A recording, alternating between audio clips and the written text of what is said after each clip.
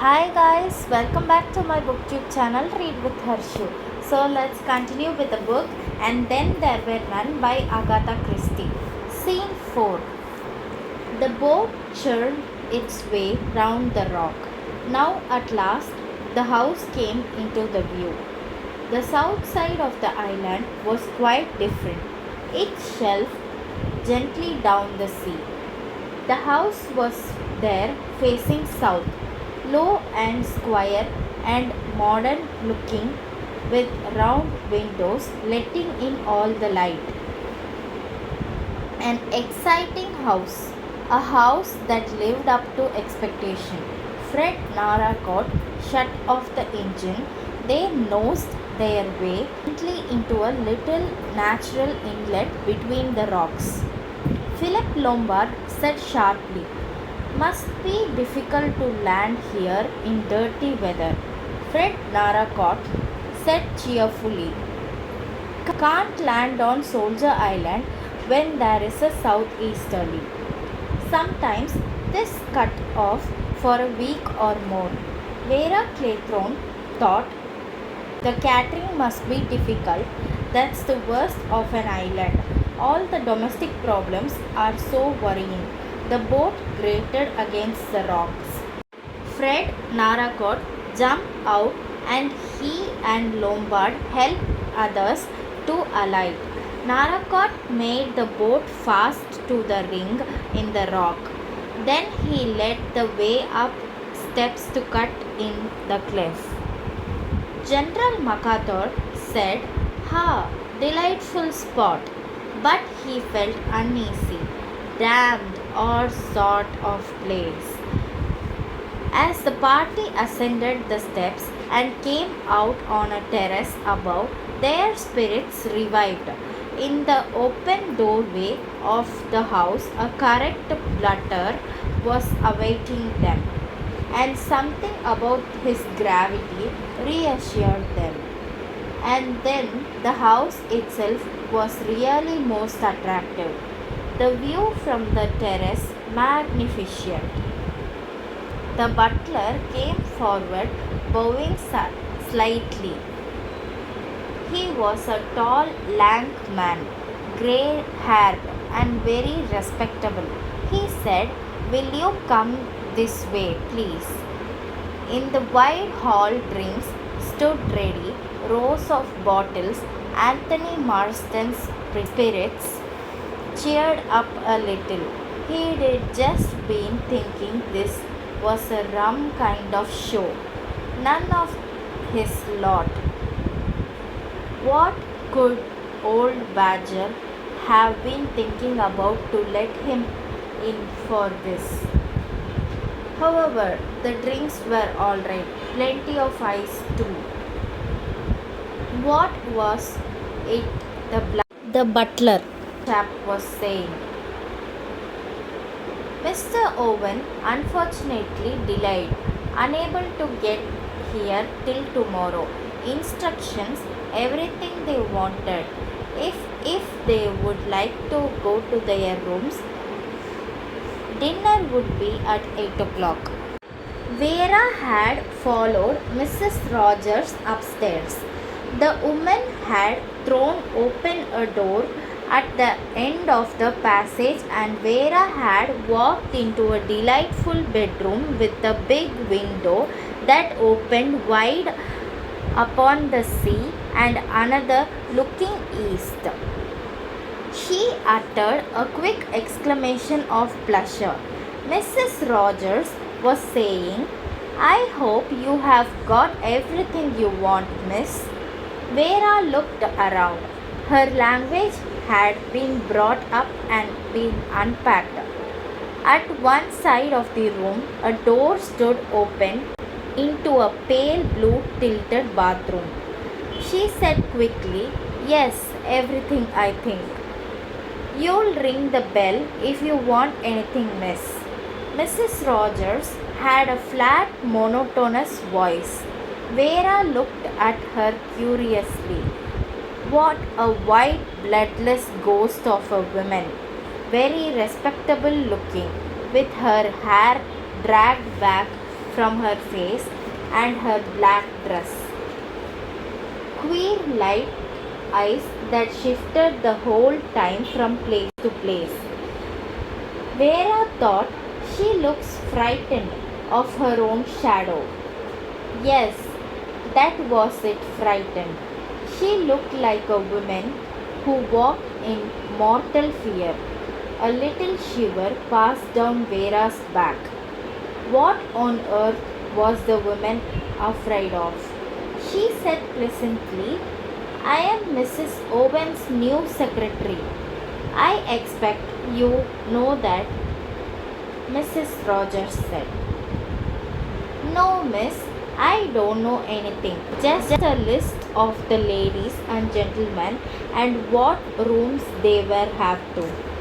Vera said, Mrs. Owen didn't mention me.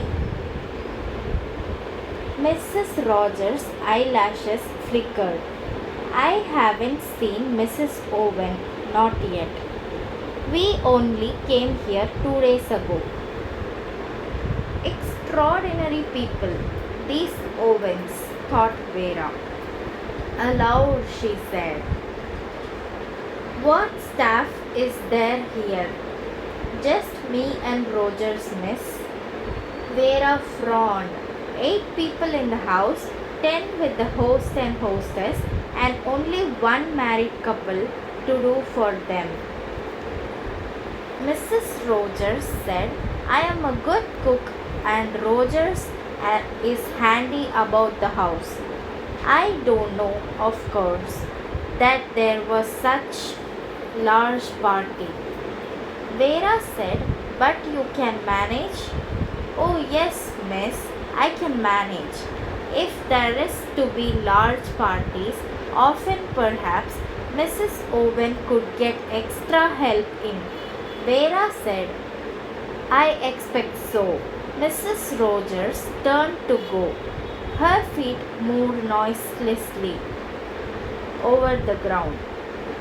She drifted from the room like a shadow. Vera went over to the window and sat down on the window seat. She was faintly disturbed. Everything somehow was a little queer. The absence of the Owens, the pale ghost-like Mrs. Rogers, and the guests. Yes, the guests were queer too. An oddly assorted party, Vera thought. I wish I'd seen the Owens. I wish I knew what they were like. She got up and walked restlessly about the room. A perfect bedroom decorated throughout in the modern style. Off-white rugs on the gleaming paraquet floor. Faintly tinted walls. A long mirror surrounded by lights. A mantelpiece bare of ornaments save for an enormous block of white marble shaped like a bear. A piece of modern sculpture in which was inset a clock. Over it, in a gleaming chromium frame, was a big square of parchment, a poem. She stood in front of the fireplace and read it. It was the old nursery rhyme that she remembered from her childhood days. 10 little soldier boys went out to dine. One choked his little self, and then there were 9. 9 little soldier boys sat up very late. One overslept himself, and then there were 8. 8 little soldier boys travelling in Devon. One said he did stay there, and then there were 7. 7 little soldier boys chopping up sticks. One chopped himself in halves, and then there were 6. 6 little soldier boys playing with a hive. A bumblebee stung one, and then there were 5. 5 little soldier boys going in for law. One got in chancery, and then there were 4. Four little soldier boys going out to sea. A red herring swallowed one, and then there were three. Three little soldier boys walking into the zoo. A big bear hugged one, and then there were two. Two little soldier boys sitting in the sun. One got frizzled up, and then there was one. One little soldier boy left alone, he went and hanged himself, and then there were none. Vera smiled. Of course, this was Soldier Island. She went and sat again by the window, looking out to the sea. How big the sea was from here! There was no land to be seen anywhere, just a vast expanse of blue water rippling in the evening sun. The sea, so peaceful today, sometimes so cruel. The sea that dragged you down to its depths. Drowned, found, drowned, drowned at the sea, drowned, drowned, drowned. No, she wouldn't remember. She would not think of it. All of that was over. Scene 6. Dr. Armstrong came to Soldier Island just as the sun was sinking into the sea. On the way across, he had chatted to the boatman, a local man. He was anxious to find out a little about these people who owned Soldier Island. But the man Narracott seemed curiously ill informed or perhaps unwilling to talk. So Dr. Armstrong chatted instead of the weather and of fishing. He was tired after long motor drive. His eyeballs ached. Driving west, you were driving against the sun. Yes, he was very tired. The sea and perfect peace. That was what he needed. He would like really to take a long holiday, but he wouldn't afford to do that. He would afford it financially, of course, but he couldn't afford to drop out. You were soon forgotten nowadays. No, now that he had arrived, he must keep his nose to the grindstone. He thought, all the same, this evening I'll imagine to myself that I am not going back, that I haven't done with London and Harley Street and all the rest of it. There was something magical about an island. The mere word suggested fantasy. You lose touch when with the world. An island was a world of its own, a world perhaps from which you might never return.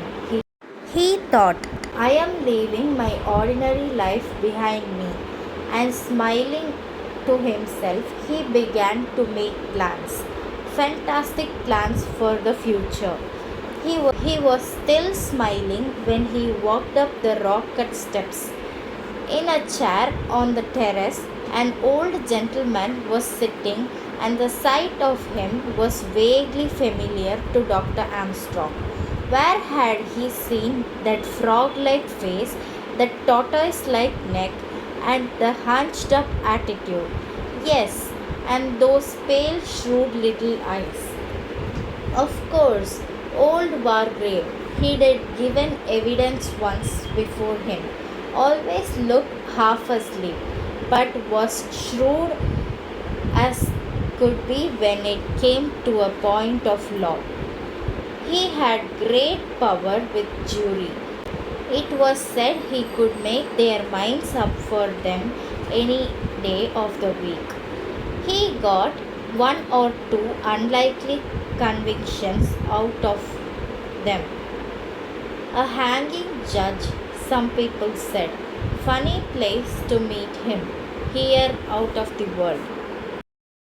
Thank you for watching and stay tuned for more updates from the book. And click on the bell icon, subscribe to my channel Read with Harshu. Thank you so much. Thank you guys.